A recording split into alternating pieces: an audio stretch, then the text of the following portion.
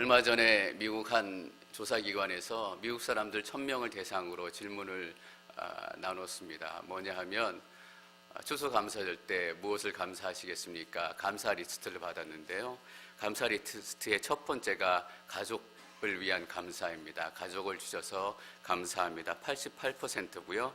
또 건강하게 지켜주셔서 감사합니다. 77%, 또 친구들 위해서 감사하고 이게 70% 정도 되고요. 의외로 돈 많이 벌게 해주셔서 감사합니다라는 건 30%밖에 안 됩니다. 그래서 우리가 느끼진 못하고 인식하진 못하지만 우리 안에 돈보다 더 귀중한 것들이 있다라는 것을 사실은 스스로 고백하고 사는 것 같습니다. 또 하나 깨달을 수 있는 것은 돈으로 살 수 없는 것들이 분명히 이 땅 가운데 있다라는 것입니다. 사랑도 건강도 가족도 우리의 생명도 돈이 물론 소중하고 귀중하지만 그것으로 살 수 없는 것들이 있다라는 것을 아는 것만 해도 이 감사의 시즌을 참 의미 있게 보낼 수 있다라고 생각을 합니다. 추수감사절을 맞이해서 감사에 대해서 크게 제가 3가지만 간략하게 나누려고 합니다. 첫 번째는 감사는 감정이 아니다라는 것입니다. 그리고 두 번째는 감사는 구체적으로 해야 된다. 그리고 세 번째는 감사는 말씀으로 해야 된다. 이 3가지 내용을 가지고 간략하게 우리가 어떻게 감사할 것인가, 무엇을 감사할 것인가 나누기 원합니다. 감사할 기분이 들 때도 있고 또 좋은 기분이 들 때도 있지만 사실 우리 삶 가운데 절반은 속상하고 어렵고 힘들 때가 많습니다. 그래서 우리가 기분 따라 감정 따라 감사한다면 절반도 감사하지 못하고 살 겁니다. 그런데 하나님께서는 데살로니가 서신서에서 범사에 감사하라, 늘 감사하라 이렇게 기록하고 있습니다. 어떻게 늘 감사할 수 있을까? 사도 바울이 길을 기록하면서 본인은 늘 감사하는 삶을 살았다라고 믿습니다. 그런데 어느 때는 사도 바울이 돌에 맞아서 죽을 만큼 어려운 상황 가운데 있었는데 간신히 한숨 쉴 정도의 힘을 가지고 일어섰을 때 기분과 느낌과 감정만 가지고 감사했다면 어떻게 감사할 수가 있었겠습니까? 감사는 감정이 아니라 결단과 의지다라는 것을 다시 한번 깨닫습니다.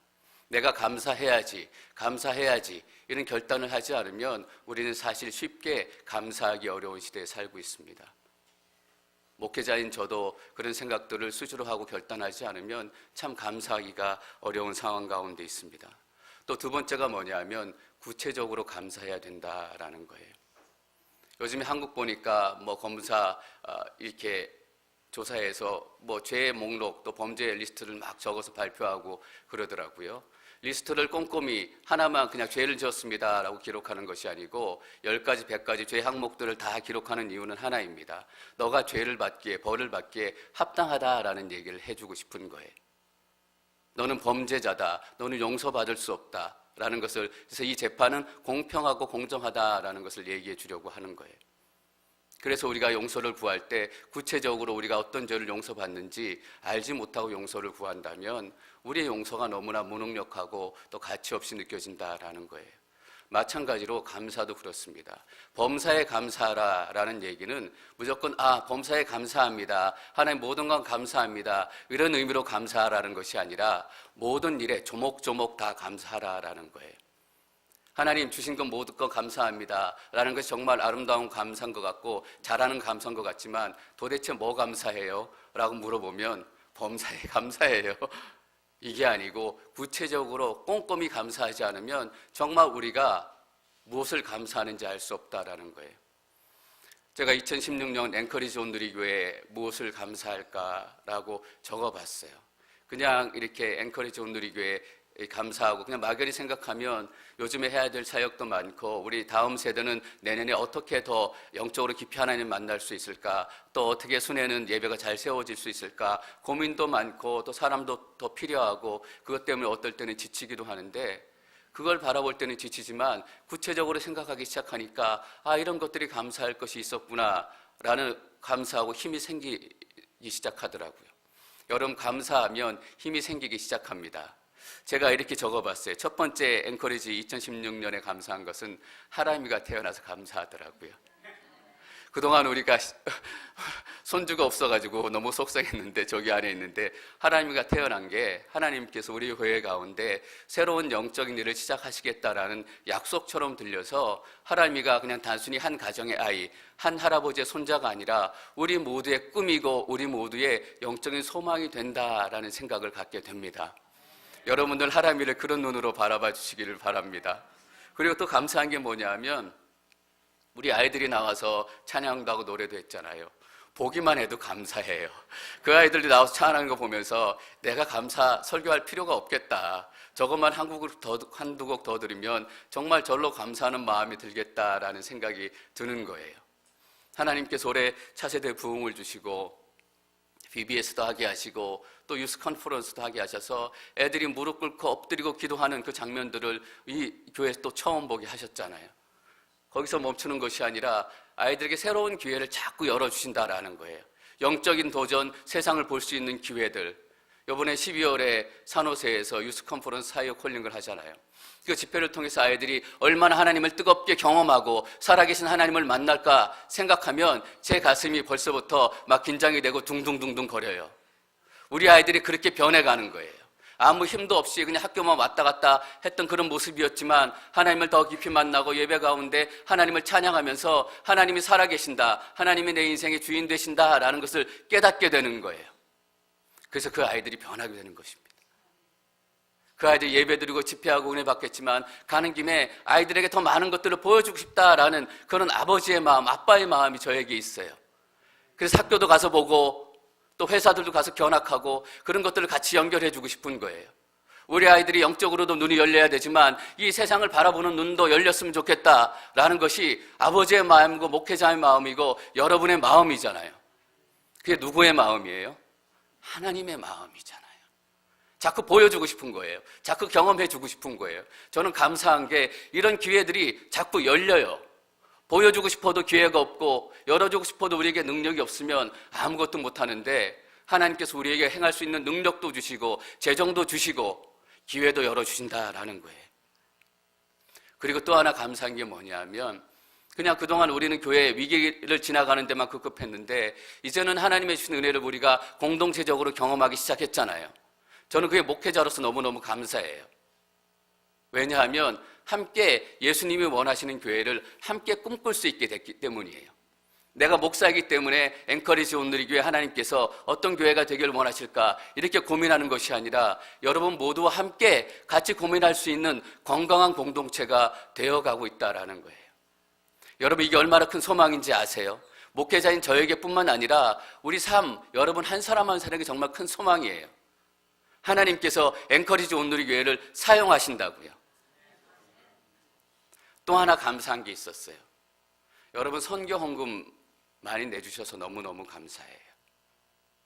그것이 얼마나 귀하게 쓰여지고 있는지 점검하면서 어렵고 힘든 환경이지만 조금씩 한 달에 매달 어떤 분은 조금 더 큰 금액 내주셔서 그것이 모여서 하나님 나라를 위해서 섬기시는 분들 또 이 땅의 사람들을 저희들이 섬길 수 있는 힘을 얻게 됐어요. 저희 온누리교회는 아시지만 다른 헌금은 다 강조하지 않지만 꼭 선교 헌금은 저희가 강조하고 작은 금액이라도 다 동참하실 수 있도록 격려해요. 왜냐하면 매달 헌금을 드리면서 선교사님들 생각하고 다시 한번 복음이 필요한 땅들, 어려운 사람들을 생각하기 때문이에요. 그래서 마침 제가 생각난 김에 여러분들에게 올해 선교 헌금이 얼마나 들어왔고 또 어떻게 사용됐는지 한번 나눴으면 좋겠다.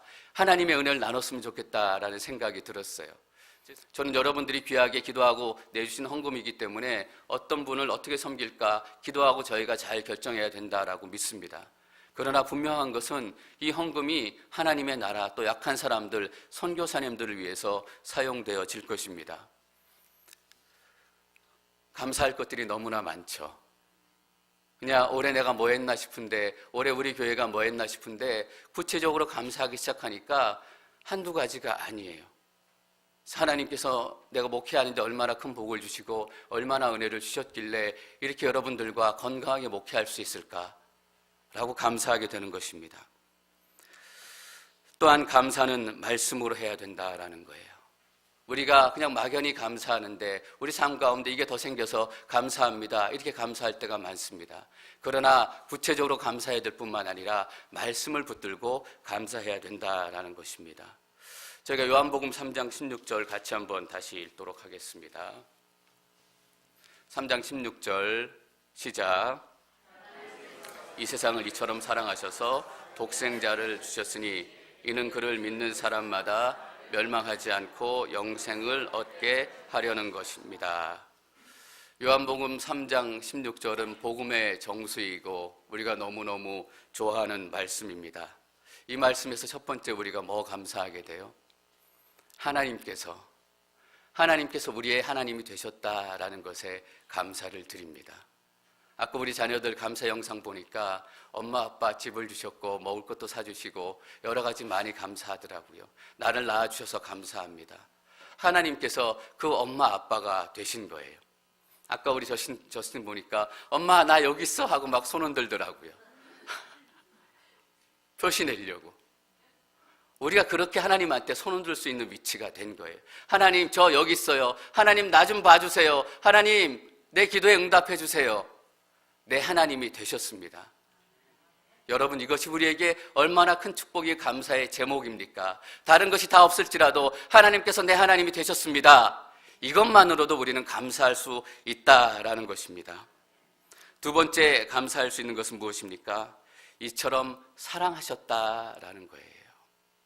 이처럼 사랑하셨다라는 건 뭐예요? 엄청 많이 사랑하셨다라는 거예요. 어느 정도 사랑하셨냐 하면 독생자를 주실 정도로 우리를 사랑하셨습니다. 여러분 아세요? 사랑하는 만큼 지갑이 열리잖아요. 예쁜 사람이 와서 뭐 사달라 그래야 맛있는 거 사주고 또 좋은 꽃도 사주고 좋은 선물도 해주고. 여러분 안 입는 옷 가져오십시오. 우리 홈리스들 또 섬기고 나눠드리고 싶습니다 라고 말씀드리면 안 입는 옷을 가지고 오는 게 아니라 버릴 옷을 가지고 오는 분들이 계세요. 사랑하지 않으면 지갑이 열리지 않고 안 입는 옷이 버릴 옷처럼 들려지는 거예요. 그래서 어떤 분들은 10년, 20년 오랫동안 입었던 옷이지만 깨끗하게 잘 빨아가지고 잘 접어서 가지고 오신 분들이 계세요. 저는 그분들이 그 옷을 빨고 접으면서 어떤 생각을 했을까? 어떤 기도를 했을까? 하나님, 이 옷이 낡고 또 최신 유행 타는 그런 옷은 아니지만 추운 분들이 떠는 분들이 겨울에 이 옷 입고 추위를 이기게 해주시고 이 옷 때문에라도 하나님 만나고 경험하게 해주십시오. 여러분 그런 거잖아요. 사랑이라는 것이. 하나님께서 뭘 주셨습니까? 아들을 주셨다라는 거예요. 독생자라는 말이 무슨 말이에요? 외아들이라는 거예요. 독자라는 말이에요. 5대 독자만 돼도 저희는 끔찍하잖아요. 하나님께서 이 아들 하나밖에 없었는데 그 아들을 우리에게 주셨다라는 거예요. 여러분 더 깊이 얘기하면 이게 어떤 의미입니까? 하나님 자신을 우리에게 주셨다라는 의미예요. 우리가 뭐길래 하나님께서 하나님 자신을 우리에게 주세요. 맨날 거짓말하고 맨날 다투고 맨날 뒷담화하고 어떻게 하면 나 혼자 잘 살까 이렇게 머리 돌리고 꿍꿍이 한 게 우리의 삶인데 하나님께서 우리 때문에 자신을 주셨다라는 얘기입니다. 오늘 본문에 왜 독생자를 우리에게 주셨다라고 얘기하십니까? 첫 번째, 멸망하지 않게 하기 위함입니다. 멸망한다라는 것은 어떤 의미입니까? 다 망한다라는 얘기예요. 쫄딱 망한다라는 얘기예요. 여러분 예수님이 안 계셨으면 우리는 쫄딱 망했을 거예요. 완전히 망했을 거예요. 이런 생각 들 때 안 계세요? 돈 좀 많이 주시지. 어떤 분들 그렇게 말씀하시는 분이 계실지 몰라요. 차라리 돈을 좀 많이 주시면 내가 좀 행복하게 살 수 있을지 몰랐겠습니다. 돈을 많이 주실 수도 있었어요. 그런데 우리 인생이 절대 절망의 순간에 처해 있기 때문에 돈보다 더 귀중한 것을 주지 않을 수 없었다라는 거예요. 저희 사진 한 번만 띄워주실래요?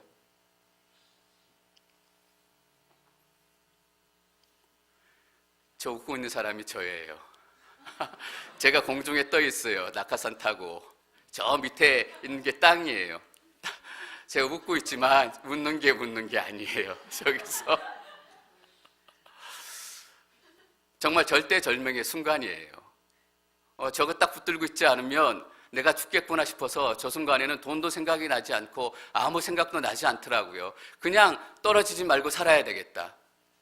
뒤에 계신 분이 교관이세요. 이게 잡고 안전하게 운행해 주시는 분인데 앞에 가던 낙하산 타는 다른 팀이 막 빙글빙글 돌아가면서 내려가는 거예요. 보기만 해도 섬찟하고 무서운데 저에게 뒤에서 이렇게 물어요. 선생님도 저거 하시고 싶으세요? 절대 하기 싫었거든요. 근데 제가 남자로서의 자존심이 있기 때문에 또 안 한다라고는 얘기 안 해요. 예, 좋습니다 라고 얘기했는데 정말 죽을 것 같더라고요. 빙빙 돌면서 내려오는데 내려와 속도 미식미식거리고 내가 다시는 타나 봐라. 저 순간에 돈도 생각이 나지 않고 다른 어떤 것도 생각이 나지 않아요. 그냥 내가 죽지 말고 살아야 되겠다. 절대절명의 순간에 우리가 찾게 되는 것이 필요한 것이 있다라는 것입니다. 돈도 필요하고 건강도 필요하고 좋은 관계도 필요하지만 우리 인생이라는 절대절명의 순간에 우리 인생 가운데 가장 필요한 게 무엇인가라는 것을 하나님께서는 아셨습니다. 네 인생에 진짜 필요한 것은 돈도 아니고 건강도 아니고 관계도 아니고 인기도 아니다. 가장 먼저 필요한 것은 일단 살고 봐야 된다. 여러분, 망하면 안 되잖아요. 망하지 말고 일단 살아남아야 뭘 할 수 있는 거잖아요. 전 여러분들이 예수님 때문에 망하지 않았다라는 사실에 감사할 수 있게 되기를 축원합니다. 이거보다 더 큰 감사가 없다라는 거예요. 몇 년 전에 중국에서 지진이 있었어요. 지진이 있었는데 엄마하고 딸이 죽은 상황으로 이 지진 더미 밑에 집더미 밑에서 이렇게 꺼내졌는데 어떤 모습을 하고 있었냐면 그 엄마가 손에 젓가락을 들고 있는 거예요. 어떤 상황에 지진이 나서 죽었습니까? 밥 먹고 있는 상황에 지진이 나서 갑자기 덮쳐가지고 갑자기 죽은 거예요. 근데 한 손에는 젓가락을 들었는데 그 상황에서도 애를 껴안고 죽었다라는 거예요. 밥 먹다가 갑자기 무너진 순간에도 그 엄마는 자식밖에 보이지 않는 거예요. 딸밖에 보이지 않는 거예요. 본능적으로 이 딸을 지켜야 되겠다라고 그 딸을 덮친 거예요. 여러분, 하나님께서 우리에게 아들을 주셨다라는 것이 그런 의미입니다. 하나님께 당신을 우리에게 주셨다라는 것이 그런 의미입니다. 절대절명의 순간에 십자가에서 내가 너희들의 죄를 덮지 않으면 죽을 수밖에 없는 인생이다라는 거예요. 망하게 되면 예수님 욕하는 분들이 있어요.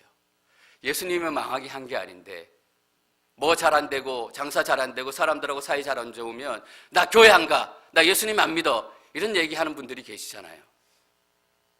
아세요, 여러분? 그렇게 얘기하는 분들이 거꾸로 이렇게 얘기하는 거예요. 내가 지금 예수님이 필요해요. 나 교회 안 가, 예수님 안 믿어 라고 얘기하는 건 나한텐 예수님밖에 없고 예수님밖에 소망이 없어요 라는 것을 다른 식으로 얘기하는 거잖아요. 내가 망하게 됐다라는 거잖아요. 나 교회 안 가, 예수님 안 믿어, 이렇게 얘기하는 분들 그냥 놔두면 안 돼요. 저 사람이 지금 정말 예수님이 필요한 상황이다, 예수님 많으면 다 망할 수밖에 없는 그런 위치와 처지에 있다라는 것을 우리에게 마음으로, 그 영에서, 자기의 생각은 모르지만 영으로 소리치는 거예요.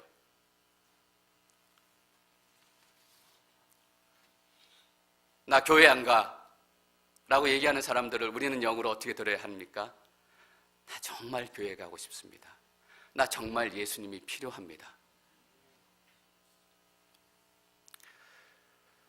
그리고 우리에게 영생을 얻게 해주셨습니다. 쉽게 말하면 망하지 않고 살려주셨다라는 거예요. 여러분, 오해하지 마세요. 살려주시고 영생을 주셨다라는 얘기가 멀리 천국에 가서 우리가 영생을 얻고 죽지 않고 살게 됐다, 그 의미에서 끝나는 게 아니에요. 이 땅에 우리 삶 가운데서 죽었던 삶, 소망과 생명이 없었던 이 삶의 모습 속에서 우리가 다시 한번 생명을 얻고 살아나게 될 수 있다라는 약속입니다. 저희가 한 연예인의 간증 영상을 잠깐 보도록 하겠습니다. 여러분, 예수님을 만나지 못하면 숨 쉬는 것 같지만, 살아있는 것 같지만 살아도 살아있는 것 같지 않은 거예요.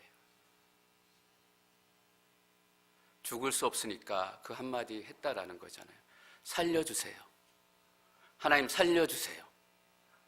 예수님께서 왜 십자가에 죽으셨습니까? 우리를 살려주시기 위해서 죽으셨어요. 하나님 내 기도 왜 들어주지 않으세요? 내 죽을 것 같은데 왜 나를 죽음과 고통 가운데서 구해주지 않으세요? 막 소리치잖아요. 근데 지금 여러분들 보세요. 다 살아있어요. 살아있기 때문에 여기 있는 거예요. 그때는 내가 하나님 왜 살려주지 않으세요? 원망하고 하나님을 막 비난했지만 지금 보니까 우리가 다 살아있는 거잖아요.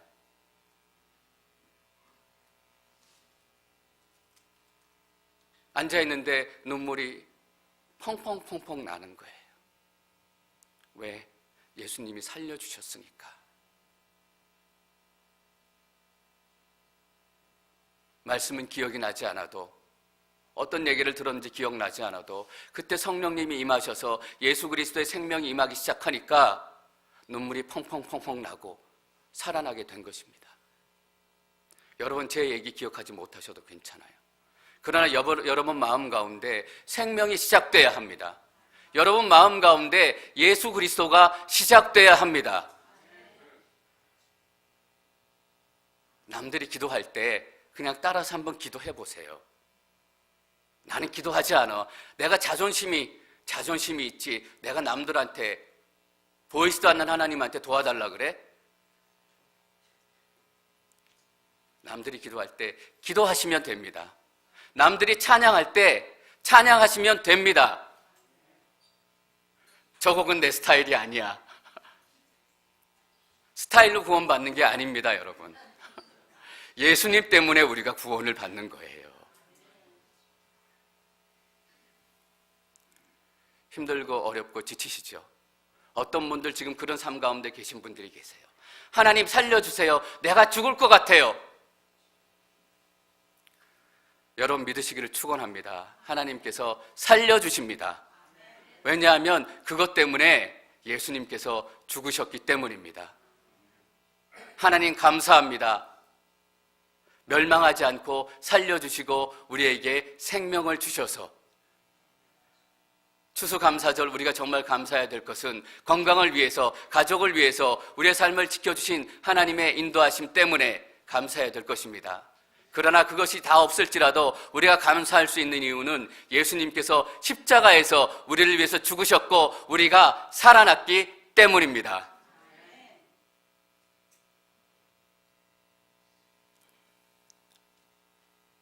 (2017년이) 더 기대가 되시죠? 우리의 감사는 여기서 끝나는 것이 아니라 2017년, 2018년 하나님께서 이 땅 가운데 우리에게 시간을 허락하시는 그 끝까지 우리는 하나님께 감사하는 삶을 살 것입니다.